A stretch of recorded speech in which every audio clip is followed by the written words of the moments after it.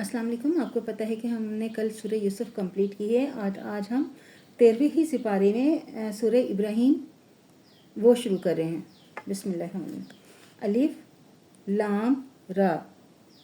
یہ ایک کتاب ہے، ہم نے اس کو تم پر اتارا ہے تاکہ تمام لوگوں کو تاریکی سے روشنی کی طرف ان کے رب کے حکم سے نکالو، یعنی ذات غالب اور ستوت صفات کے راستے کی طرف.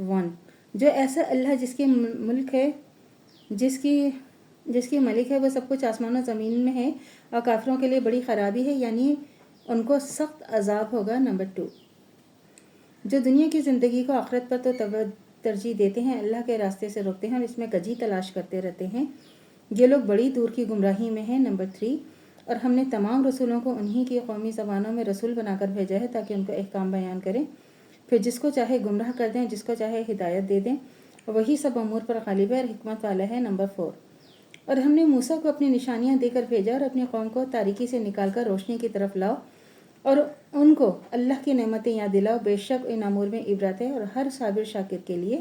نمبر 5،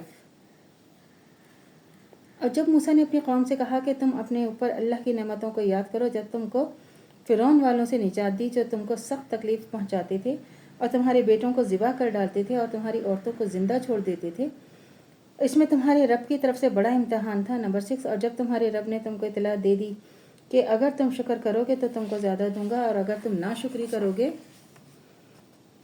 تو میرا سخت عذاب ہے، تو موسیٰ نے کہا کہ اگر تم دنیا بھر کے سب آدمی مل کر ناشکری کرو گے تو اللہ بالکل بے پرواہ اور ستدہ صفات ہے. نمبر 8، کیا تم ان لوگوں کی خبر نہیں پہنچی جو تم سے پہلے تھے، یعنی قوم نوح، عاد، سمود، اور جو لوگ ان کے بعد ہوئے جن کا علم اللہ کے سوا کسی کو نہیں، ان کے پاس ان کے پیغمبر نشانیاں لے کر آئے تو انہوں نے اپنے ہاتھ ان کے منہ پر رکھ دیا اور کہا کہ اس حکم کو جس کے ساتھ تم کو بھیجا گیا ہے تو تسلیم نہیں کرتے، اور جس کی طرف تم ہمیں بلاتے ہو ہمیں اس بات پر شک ہے جس نے تردد میں ڈالا ہے. نمبر 9، ان کے رسولوں نے کہا کہ کیا اللہ کے بارے میں شک کرتے ہو جو آسمانوں و زمینوں کو پیدا کرنے والا ہے؟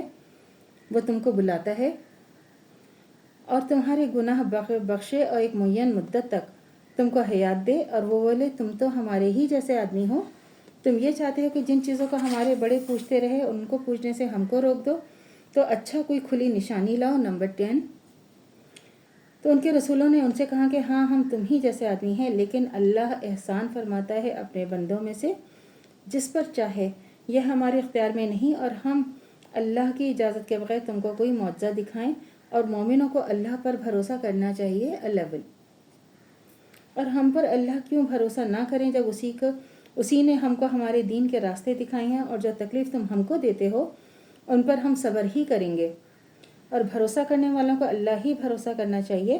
نمبر 12، اور کافروں نے اپنے رسولوں سے کہا کہ یا تو ہم تم کو اپنی زمین سے نکال دیں گے یا ہمارے مذہب میں لوٹاؤ، پھر ان کے رب نے ان کی طرف وحی کی کہ ہم ظالموں کو ہلاک کر دیں گے. نمبر 13، تو اللہ سے دعا کرنی چاہیے جو ہمارا ایمان ہے مجدن تو قائم و دائم رہے، خاتمہ بالخیر ایمان پر ہو.